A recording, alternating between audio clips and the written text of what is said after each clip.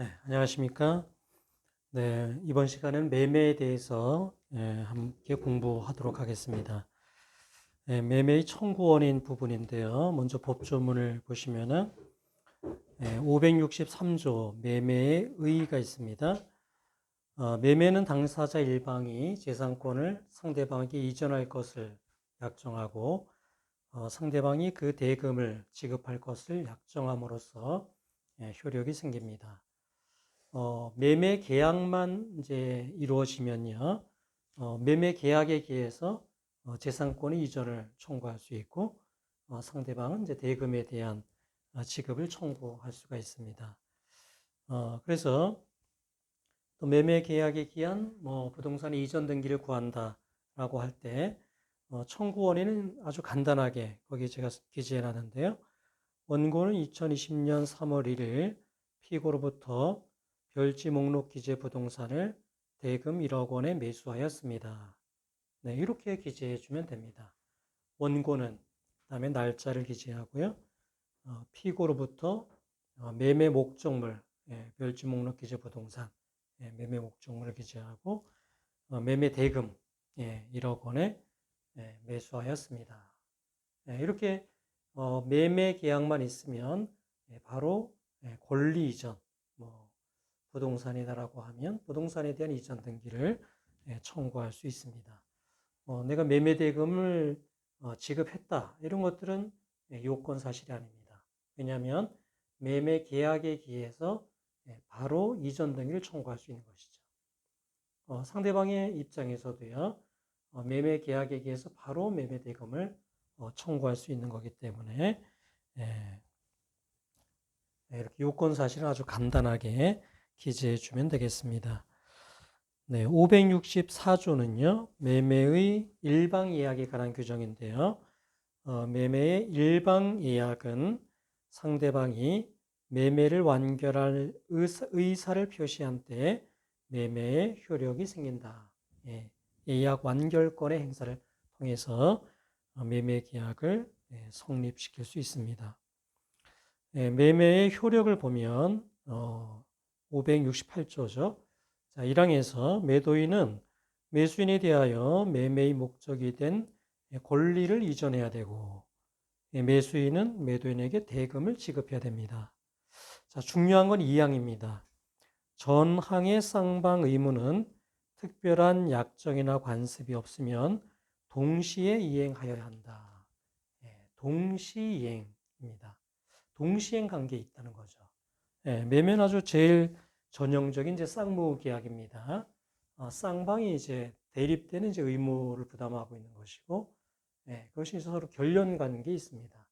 동시이행 관계에 있다. 그래서 매매에서는 가장 중요한 것이 동시이행 관계입니다.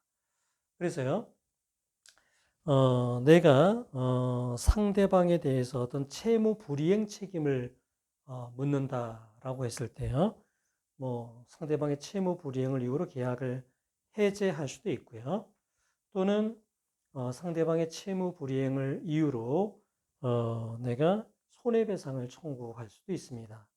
자, 그럴 때 상대방을 이제 채무 불이행에 빠뜨리기 위해서는 동시이행 관계에 있는 나의 의무를 이행하거나 이행에 제공을 해야지만 상대방이 채무 불이행에 빠지게 됩니다. 나의 이행에 제공이 없으면 상대방은 채무 불이행에 빠지지 않기 때문에요. 계약을 해지하거나 채무 불이행 책임을 물기가 어렵다라는 것입니다. 그래서 매매 계약에 있어서는 이게 동시행 관계에 있다. 쌍방의 의무가 동시이행 관계에 있다는 것이 가장 중요하다. 그래서 어떤 매매 어떤 기록을 볼 때는 동시행에 있는 어떤 의무의 이행이 있었는가, 이행의 제공이 있었는가, 이걸 봐야 돼요. 그래야 이게 계약 해지 요건이 갖춰졌는지도 알 수가 있고요. 그 다음에 어떤 채무 불이행 책임을 또 물을 수도 있고 하기 때문에요. 자, 그 다음에 587조 과실의 기속 대금의 이자입니다. 자, 매매 계약이 있은 후에도 인도하지 아니한 목적물로부터 생긴 과실은 매도인에게 속한다. 매수인은 목적물의 인도를 받은 날로부터 대금의 이자를 지급하여야 한다. 자, 이 조항도 대단히 중요한 조항입니다. 자, 매도인이 목적물을 이제 매수인에게 이제 넘겨줘야 됩니다. 인도를 해줘야 됩니다. 자, 그런데 매도인이 인도하지 않은 상태에서의 과실은 매도인에게 귀속하는 것이 원칙입니다. 자, 그런데 매도인이 매매 대금을 다 지급받았다면 이때는 그 과실은 상대방에게 이제 넘어가야 되겠죠. 그러니까 이중 이익을 얻는 것은 금지가 됩니다. 어떤 형평의 원칙상 그렇습니다. 자, 매수인의 입장에서도요. 매수인의 입장에서도 대금에 대한 이자를 언제 지급해야 되느냐? 목적물을 인도받기 전까지는 대금에 대한 이자를 지급하지 않아도 되는데 목적물의 인도까지 받았다면 그때부터는 대금에 대한 이자를 지급해야 된다. 예. 이거는 이중 이득을 금지하는 것이다. 그러니까 어떤 형평을 맞추기 위한 그런 규정이라는 겁니다. 그래서 이 매매 목적물의 과실, 이 과실을 누가 갖느냐? 매도인의 입장에서는 인도하지 않은 동안은 매도인이 갖는 게 원칙입니다. 그다음에 매매 대금을 다 받았다면 이제 넘어가는 것이죠. 매수인에게요.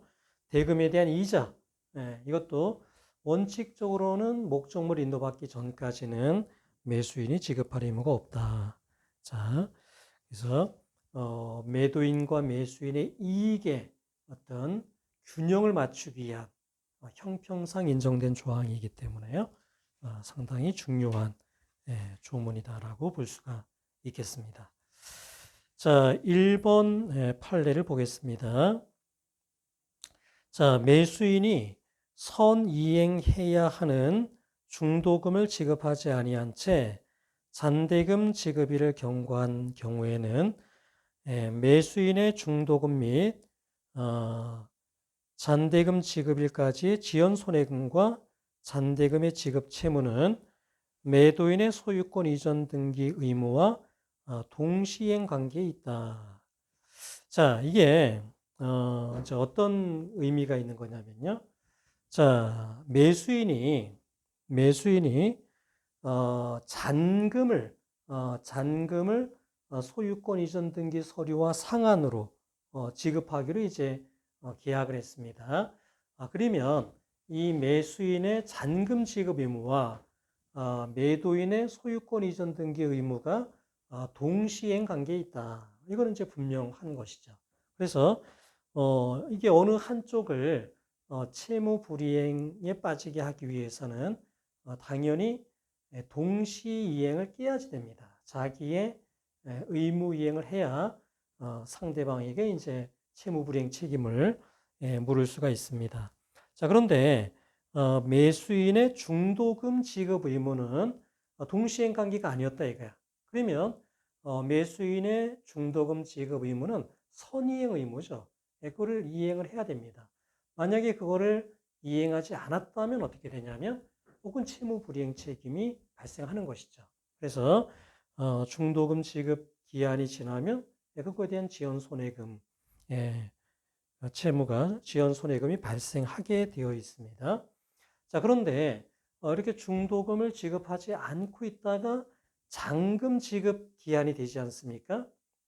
그러면 그때는 매도인도 소유권 이전 등기 의무가 있는 거기 때문에 그때부터는 동시행 관계에 들어가게 됩니다. 자, 따라서 이제 매수인은 매도인에게 뭐를 지급해야 됩니까? 중도금 지급 안 했으니까 중도금 지급해야 되고요. 또 중도금 지급 의무가 채무 불이행에 빠졌으니까 잔금 기일까지의 지연 손해금을 지급해야 되고요. 그 다음에 잔금을 지급해야 됩니다. 그리고 그것이 매도인의 이전 등기 의무와 동시행 관계에 있게 되는 겁니다. 그래서 그렇게 쌍방이 이제 동시행 관계에 있게 된다라는 겁니다. 그래서 1번 판례를 보면은요. 자, 원고가 이제 4천만 원의 매매 부동산을 이제 매수를 했습니다. 계약금 400만 원은 먼저 계약 당일에 지급을 했고, 그 다음에 이제 중도금 1,000만 원, 그 다음에 중도금 또 2차 중도금 1,000만 원, 잔금 1,600만 원을 지급하기로 했고, 요 잔금과 이전 등기를 이제 상환으로 동시행으로 하기로 했는데요. 원고가 1차 중도금부터 지급하지 못했습니다.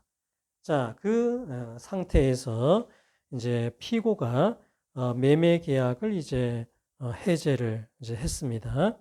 자, 그래서 이제 피고는 이제 매매 계약이 해제됐다. 이제 이렇게 이제 주장을 하는 거고, 원고 입장에서는 아직 매매 계약이 해제되지 않았다. 그러니까 내가 밀린 중도금, 뭐 잔금 지급할 테니까 이전 등기하라. 이게 이제 소송이 됐던 그런 이제 사안인데요. 자, 우리 대법원은 이제 어떻게 봤냐면은, 자, 원고의 이제 원고가 1차 이제 중도금을 88년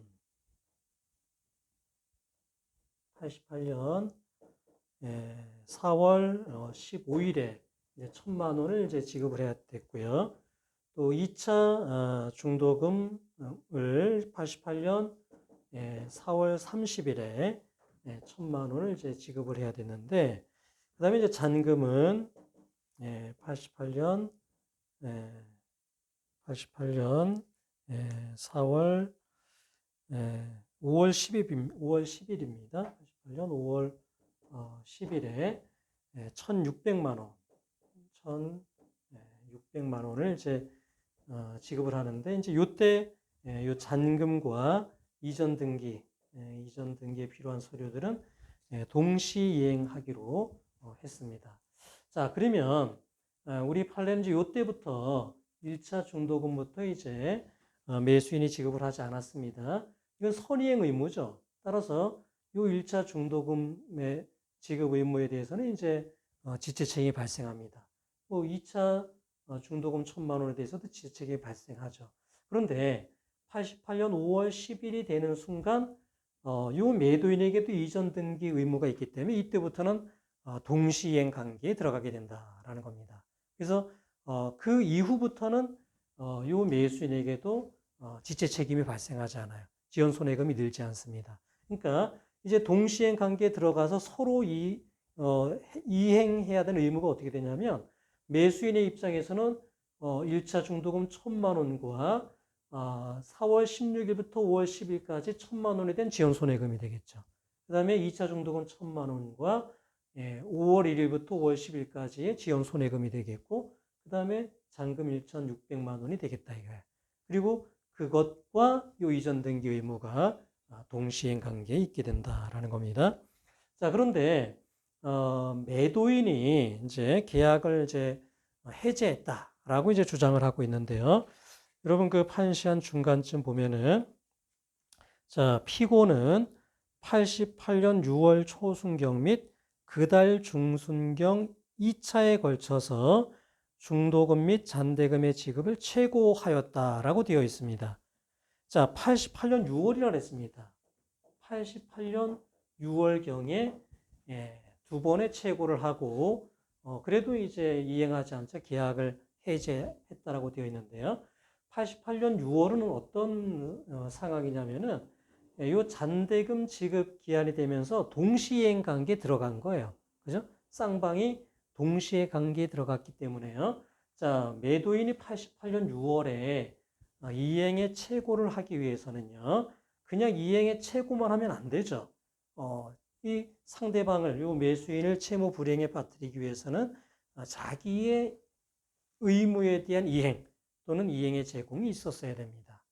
그런데 요 사례에서 이전 등기 서류에 대한 이행의 제공 그런 것들은 없었기 때문에요.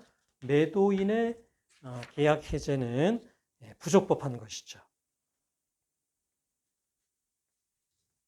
적법한 어떤 최고가 아니었던 거예요.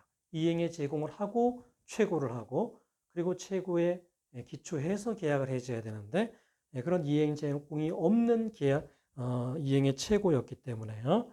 이거는 부적법한 이행의 최고고 그것의 터잡은 해제도 효력이 없다라는 겁니다.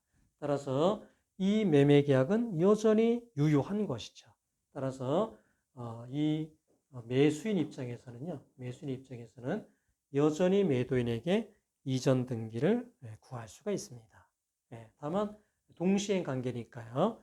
내가 이 돈 줄 테니까 중도금이 된 지연손해금, 잔금 줄 테니까 이전 등기하라. 그렇게 청구를 해야지 됩니다. 자, 3페이지에 보면은요. 박스 안에 있는 것이 이제 그 판례를 제가 이제 사례로 만들어 놓은 건데요.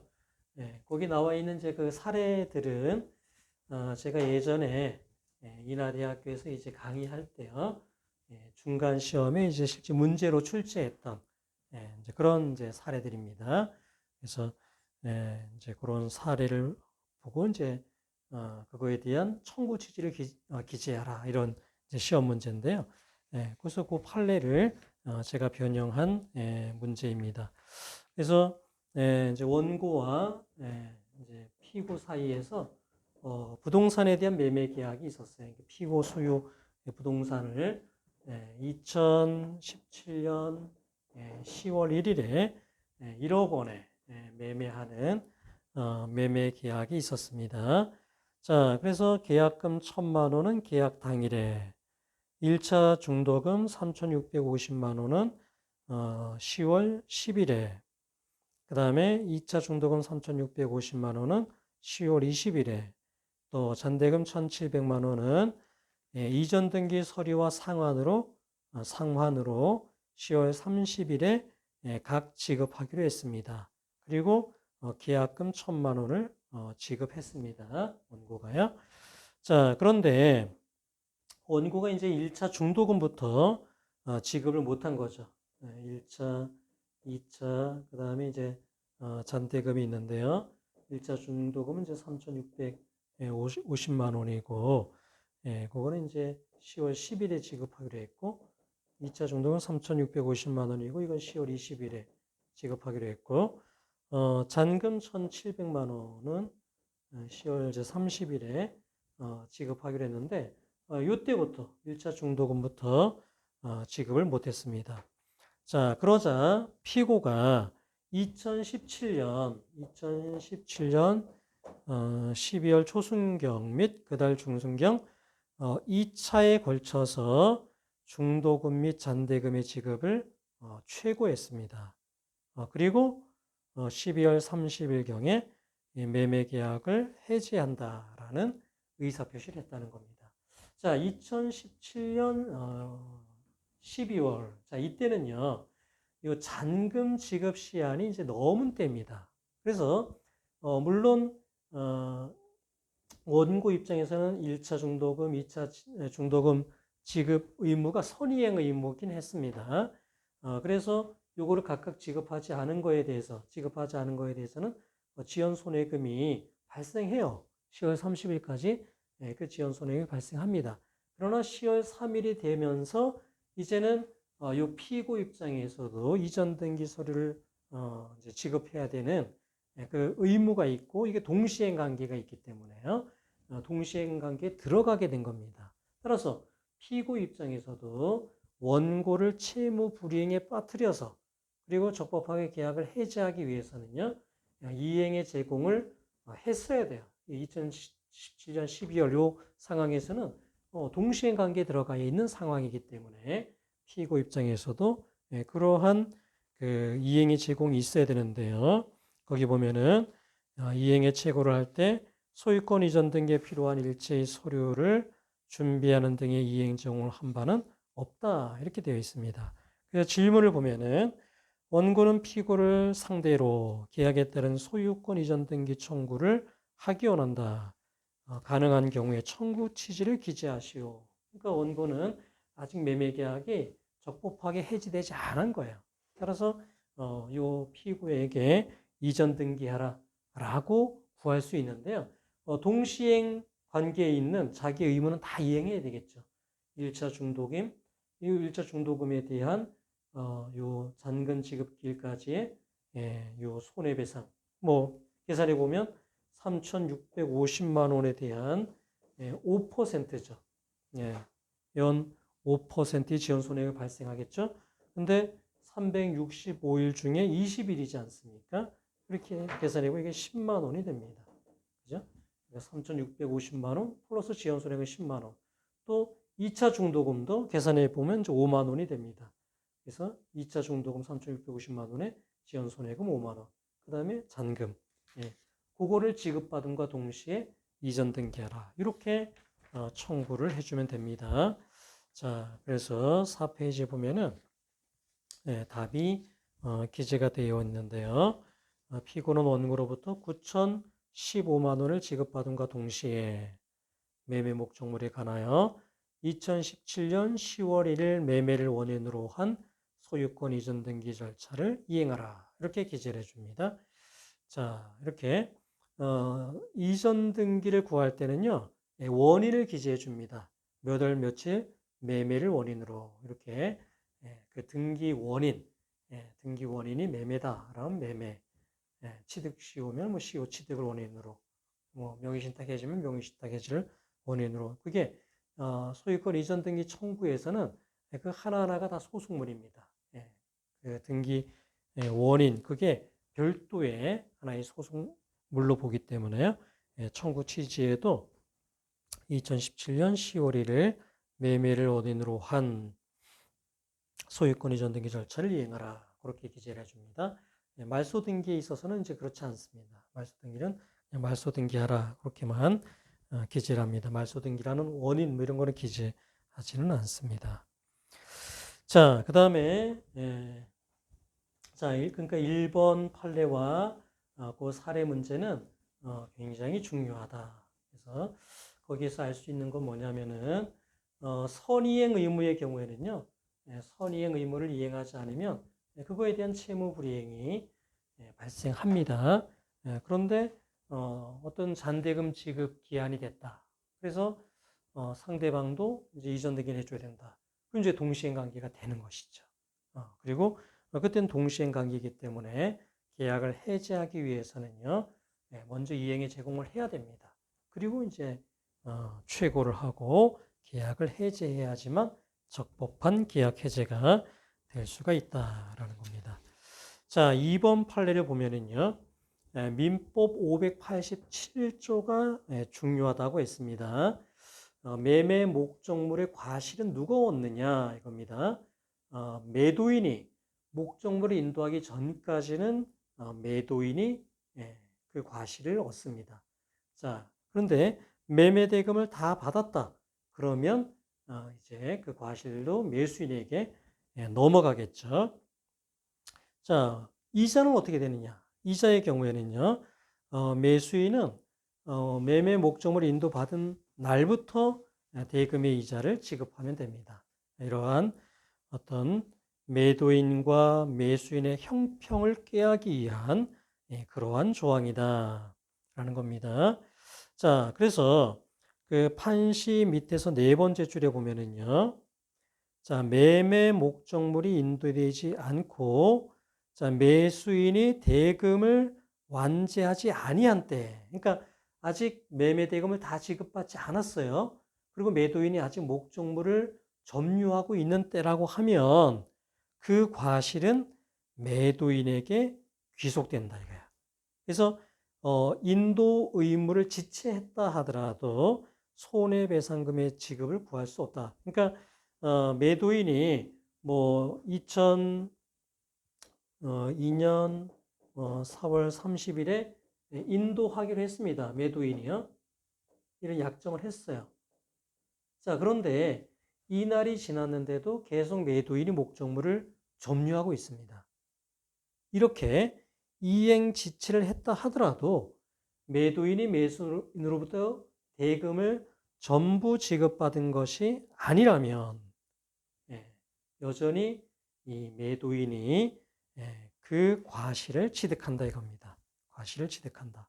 따라서 매수인은 매도인에게 그 목적물 인도 지체로 인한 손해배상금의 지급을 구할 수가 없다라는 판례입니다. 네, 그래서 민법 587조는요. 어찌 보면 약간의 이제 어떤 그 특칙 같은 겁니다. 매도인과 매수인의 형평을 맞추기 위해서요. 이렇게 어느 날까지 목적물 인도하기로 했다, 약정을 했다 하더라도 대금을 다 지급받기 전에는 그거에 대한 지체 책임을 지지 않는다. 잘 기억을 하시면 좋겠습니다. 자, 그 다음에요. 매매 계약에 기한 어떤 매수인이 소유권 이전 등기 청구권을 가지고 있다 이거예요. 자, 그 소유권 이전 등기 청구권, 그게 압류나 가압류가 될 수가 있는데요. 그거에 대해서 한번 살펴보도록 하겠습니다. 자, 예를 들어서요. A가 B에 대한 1억 원의 이제 채권을 가지고 있다. 자, B가 C에 대한 1억 원의 채권을 가지고 있어서 A가요, 요 집행 채권에 기해 가지고 B가 C에 대해서 가지고 있는 요 채권에 대해서 이제 뭐 압류나 가압류를 했다. 한번 생각해 보시죠. 자, 이게 이제 압류, 가압류가 되어 있는 겁니다. 자, 이런 상태에서 B가 C를 상대로 1억 원의 이행을 구하는 이행의 소를 제기하면 어떻게 되는지. 자, 우리가 이제 그 민사집행법을 공부할 때 아주 중요하다라고 우리가 해서 이제 공부를 했었잖아요. 이게 피압류 채권이 이렇게 이제 압류가 된다. 자, 그러면 금지가 되는 건 뭐냐면은 요 B는요. 수령을 하거나 처분하는 게 금지가 돼요. 그리고 C도 지급하는 것이 금지가 됩니다.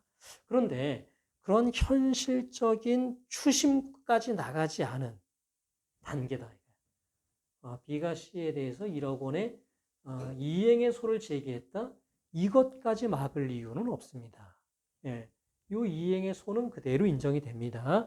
그리고 법원에서도 그냥 승소 판결 내립니다. 이게 이제 인정된다고 하면 피고는 원고에게 1억 원 지급하라. 이렇게 승소 판결을 내려줍니다. 그렇게 하는 것이 이 압류 채권자에게도 불리한 바가 없어요. 왜냐하면은 요 이행의 소를 제기하면 시효가 중단되지 않습니까? 그런 것들은 압류 채권자에게도 도움이 된다 이거예요. 현실적인 추심만 막으면 되기 때문에 이행의 소까지 제기하는 것을 막을 필요는 없다라는 겁니다. 자, 그런데 소유권 이전 등기 청구권이 뭐 압류나 가압류가 됐다라고 한번 생각해 보시면요. 자, A가 B에 대한 1억 원 이제 채권을 가지고 있는데 B가 C에 대해서 뭐 매매에 기한 소유권 이전 등기 청구를 가지고 있다 생각해 보세요. 소유권 이전 등기 청구권을 가지고 있다. 부동산을 이제 매수한 것이죠. 자, A가 이거를 집행채권으로 해서 요 소유권 이전 등기 청구권에 대해서 가압류를 했다라고 한번 생각을 해보시면요.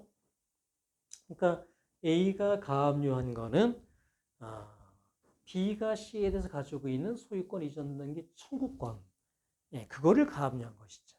채권 가압류를 한 겁니다. 이 부동산에 대해서 가압류를 한 것이 아니죠. 채권 가압류. B가 C에 대해서 가지고 있는 소유권 이전 등기 청구권에 대한 가압류를 한 겁니다. 자, 이것도 채권 가압류이기 때문에요. 이렇게 가압류가 되잖아요. 요 소유권 이전 등기 청구권이요. 그러면 B는 이전 등기를 받으면 안 되겠죠. 그리고 이전 등기 청구권을 처분해도 안 될 것이고요. C의 입장에서도 지급이 금지가 되니까 이전 등기를 하면 안 될 거다 이거야. 그러면 B가 C를 상대로 소유권 이전 등기 청구 소송을 제기하면 어떻게 되겠는가라는 겁니다. 자, 이 경우에도 그 소송을 금지할 필요는 없습니다.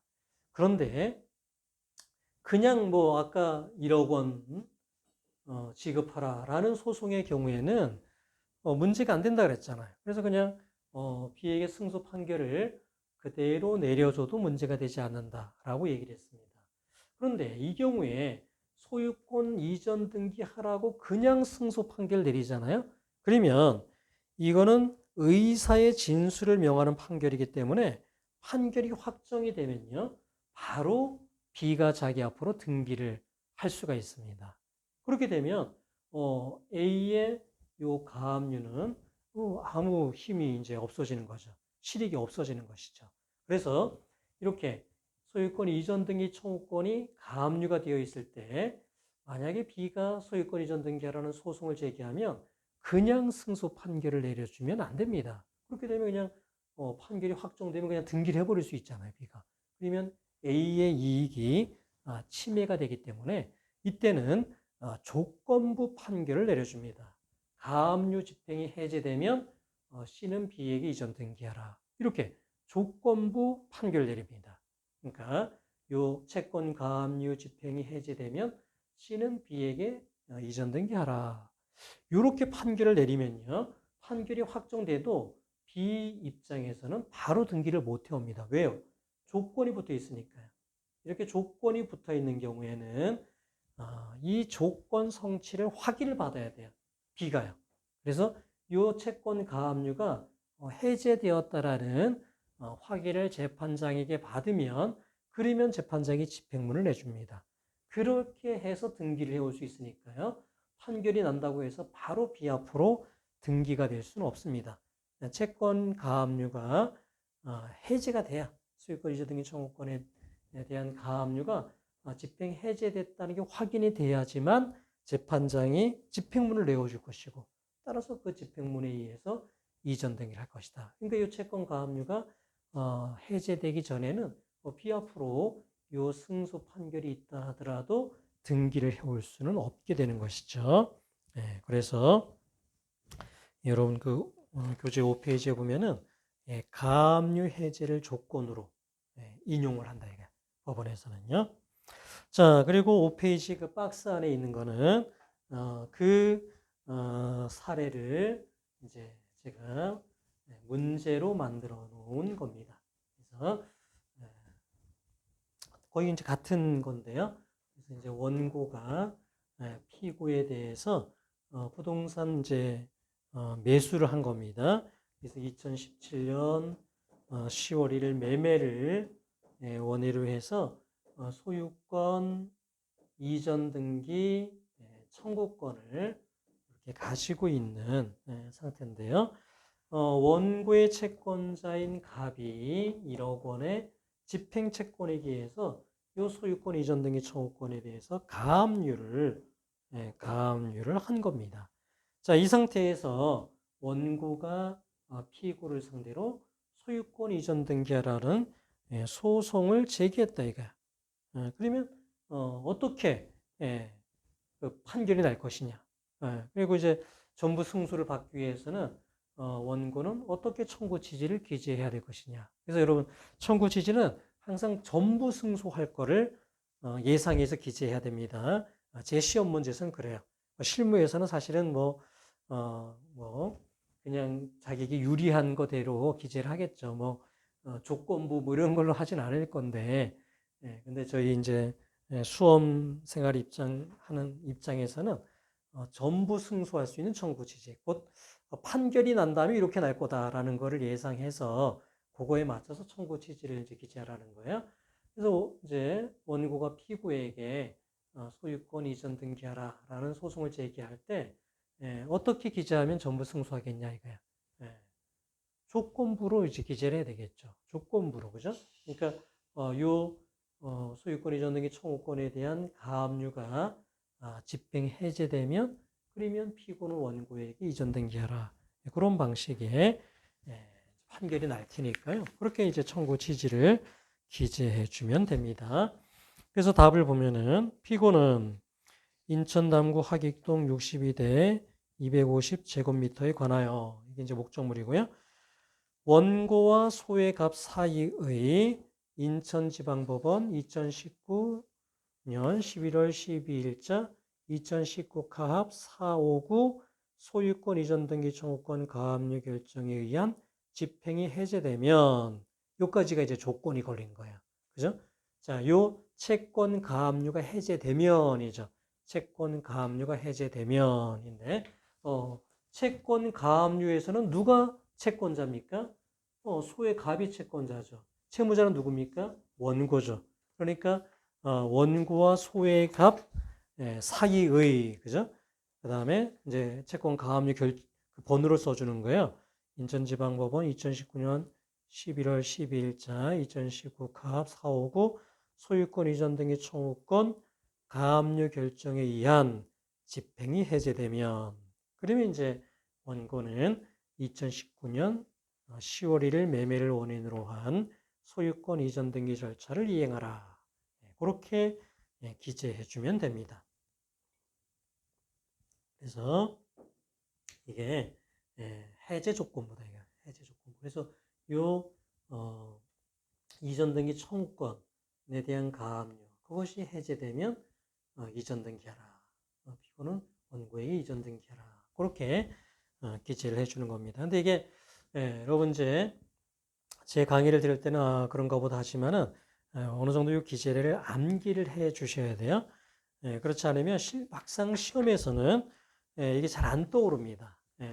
잘 안 떠오르고 이게 제가 예전에 그 인하대에서 이거 중간 시험을 내보면은 틀린 학생들이 굉장히 많았어요. 그래서 특히 어떤 실수가 많았냐면은 해제 조건부라는 건 이제 기억을 해 학생들이 그죠? 이게 가압류가 해제되면 그림이 이전 등기하라. 이거는 어렴풋이 기억이 나는데 이게 무슨 가압류냐 이게 채권 가압류거든요. 그죠? 이전 등기 청구권에 대한 요 가압류가 해제되면 이전 등기하라 이렇게 해야 되는데 부동산 가압류가 해제되면 뭐 이렇게 기재하는 학생들이 되게 많았어요. 지금 가압류는요. 갑이 한 가압류는 채권 가압류입니다. 그죠? 소유권 이전 등기 청구권에 대한 가압류지. 요 부동산 자체에 대한 부동산 가압류가 아니거든요. 그래서 이 기재례는 여러분이 어느 정도는 암기를 하고 계셔야 시험에서 막힘없이 기재할 수가 있다.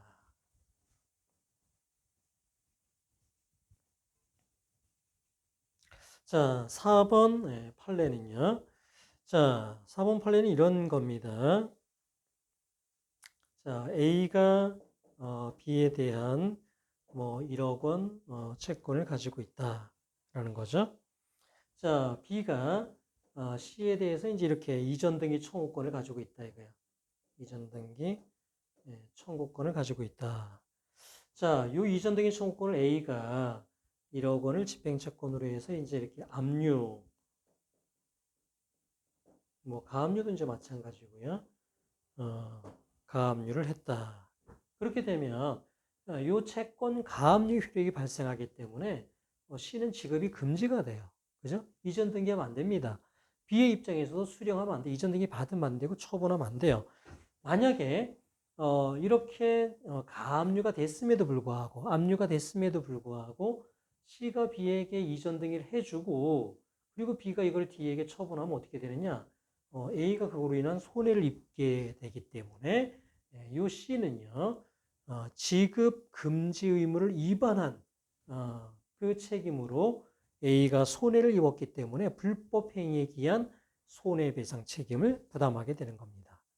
그러니까 이게 압류, 이렇게 가압류가 됐다.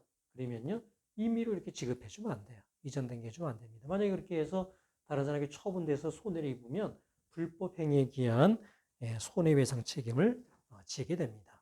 자, 그리고 이렇게 압류, 가압류가 된 상태에서 B가 C를 상대로 이렇게 이행의 소를 제기하게 되면은 법원에서는 어떻게 된다 그랬냐면은 해제 조건부 판결을 내려야 된다 그랬어요. 그죠? 이 채권 가압류가 해제되면 이전 등기하라. 이렇게 이제 판결을 내려야 되는데요. 자, 법원의 입장에서는 B가 C에게 이전 등기하라는 소송을 제기했을 때, 요 이전 등기 청구권이 압류나 가압류되어 있다는 사실을 알 수가 없습니다. 이게 부동산 가압류의 경우에는 공시가 되죠. 그죠? 부동산 등기부에 가압류 등기가 됩니다. 그러나 이거는 채권에 대한 압류, 가압류이기 때문에요. 공시가 되지 않아요. 따라서 법원에서는 알 수가 없습니다. 이게 압류가 됐는지 가압류가 됐는지 알 수가 없어요. 그래서 시의 입장에서 응소해서 이 채권에 대한 압류가 되어 있다, 가압류가 되어 있다는 사실을 주장하고 그 다음에 압류, 가압류 결정문이 있을 것 아니겠습니까? 채권 가압류 결정문, 채권 압류 결정문을 법원에 제출을 해줘야 됩니다. 응수하고 그 다음에 주장하고 그 다음에 그거를 법원에 제출해서 입증을 해야지 돼요. 자, 만약에 그걸 안 해서 법원에서 모르고 그냥 승소 판결 내렸다 이거예요. 그냥 해제 조건부가 아니라 그대로 승소 판결을 내렸고 그래서 B가 그거를 D에게 처분했다면요. A는 손해를 보게 되잖아요. C에게 불법행위 책임을 물을 수 있다는 겁니다. 이거는 너가 임의로 이행한 거랑 거의 같다 이거야. 지급 금지가 되어 있는 이 채무를 임의로 이행한 거랑 거의 비슷하다. 응소를 안 해서 법원이 모르고 그거에 대한 승소 판결을 내린 거니까 그렇게 되면 거의 같기 때문에 손해배상 책임을 부담한다 이겁니다. 자, 그러면 이제 실제로 이제 이렇게 했을 때 A가 이제 C를 상대로 이제 손해배상을 청구할 때요. 손해배상을 청구한다. 자, 그러면 손해배상 액수는 과연 무엇이 되겠는가라는 겁니다. 자, 손해배상 액수는요, 이렇게 봐야지 됩니다. 자, 보세요. 자, A가 요 이전 등기 청구권에 대한 압류, 가압류를 한 이유는 뭐겠습니까? 압류, 가압류를 한 건 왜 했냐면은, 자, 요거에 대한 압류, 가압류를 한 이후에요, 추심 명령을 받아서 이전 등기가 요 B 앞으로 되도록 하는 겁니다. 그죠? 요 B 앞으로 등기가 되도록 하고, 그 B 앞으로 등기가 되면 A가 경매를 신청해서 배당을 받아야겠죠. 그죠? 자, 그랬더라면 A에게 배당되었을 금액, 그게 만약에 5천만 원이라고 하면 그거를 손해배상으로 청구할 수 있는 겁니다. 그러니까 집행채권의 전부가 손해액이 되는 건 아니고요. 만약에 이게 C에게서 집행을 통해서 이렇게 B압으로 돌려놓고 A가 강제 집행을 신청해서 받았다면 배당받을 수 있었던 금액, 그 상당이 손해배상 액수가 된다라는 겁니다. 그게 판시 3에 있는 내용입니다. 자, 그 다음에 7페이지의 5번 판례를 보시겠습니다. 자, 이게 자, 요 사안에는 이제 꼭 매매에 대한 사례는 아닌데요. 동시이행의 관계, 이게 매매에서 제일 중요한 게 동시이행 관계라고 했잖아요. 동시이행 관계. 동시이행에 있는 경우에는요, 자기의 이행의 제공이 있어야 돼요. 자기 이행이 있거나 이행의 제공이 있어야 상대방에 대해서 채무불이행 책임을 물을 수 있습니다. 그래서 상대방이 무슨 매매대금을 지급해야 될 의무가 있다. 그 매매대금에 대한 지연 손해금을 내가 청구하고 싶으면 어떻게 되느냐? 그러면 나의 의무를 이행 제공해야 됩니다. 그래야 동시이행을 깰 수가 있고 그래서 그 매매대금에 대한 지연 손해금을 청구할 수가 있다. 동시이행 관계에 있는 동안에는요, 지체 책임이 발생하지 않는다 이거야. 자, 이 5번 판례는 매매에 대한 건 아니고요. 자, 어떤 금전 이제 A가 B에 대한 이제 1억 원의 이제 금전 채권을 가지고 있는데 이거에 대한 담보로서 이제 주식을 아마 이렇게 받았나 봅니다. 그래서 이 1억 원을 변제받으면 주식을 이제 담보로 받은 주식을 반환해 줘야 되는 그런 관계인데요. 만약 이게 동시행 관계다 이거야. B는 A에게 1억 원을 지급해야 되고 A는 담보로 받은 주식을 반환해야 되는 관계라고 하면요. 이게 A가 이행의 제공을 하기 전까지는 1억 원에 대한 지연 손해금이 발생하지 않는다는 것이죠. 자, 그런데 담보의 경우에는 지급받으면 담보물을 반환해 주면 되거든요. 동시행 관계가 아닙니다. 요 B는요, 선이행을 해야 돼요. 그죠? 채무를 변제하면, 그러면 A는 그 다음에 담보물을 반환해 주면 되기 때문에 이 경우에는 그냥 1억 원에 대한 지연 손해금을 청구할 수가 있다라는 겁니다. 그래서 동시행 관계가 아니다 이거예요. 동시행 관계가 아니기 때문에 담보를 반환하기 전이라 하더라도 지체 책임을 물을 수 있다 이거예요. 1억 원에 대한 지연 손해금을 청구할 수 있다. 주식을 꼭 이행 제공 안 해도 된다라는 겁니다. 자, 여기까지 하고 잠시 쉬었다가 하도록 하겠습니다.